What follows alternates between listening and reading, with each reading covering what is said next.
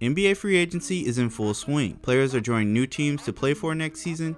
The Pistons kicked off things with bringing in veteran power forward Kelly Olynyk. My first reaction to this was, why Kelly Olynyk? Now that's just because Olynyk is an irritant. Some would even label him a dirty player, so those were my first thoughts when thinking of him. However, I moved on to my second thought, and for whatever reason, Olynyk can shoot the ball. He's had moments where he turns into Game 6 Clay, and those weren't regular season games. He does this in the playoffs.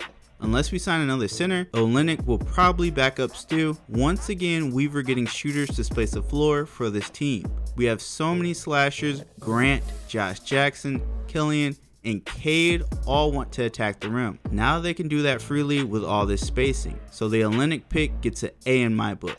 He can shoot, is okay coming off the bench, and will get under the skin of opposing teams. The other signing was Trey Lyles, which is decent, I guess. He had Detroit on his worst cities to visit list, so I'm confused why he decided he wanted to work here. He's another power forward who can space the floor. Spurs fans hate his guts, so I don't expect much from this guy. I'm going to have to give this move a C-.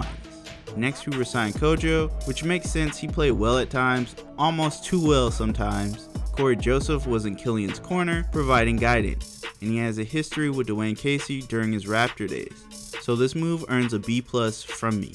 Pistons waived a couple of players. CoJo was actually one of them at the time, but we still brought him back, so I expect that with the other two players we waived. Demontis Servetus, aka Dave, was brought back on the Summer League roster, so he will fight for a roster spot there and show if he can fit alongside Cade. The last person waived was Tyler Cook, who we haven't had any news about, but I think he was at the rookie intro press conference to support the team, so it would be awkward if we didn't bring him back.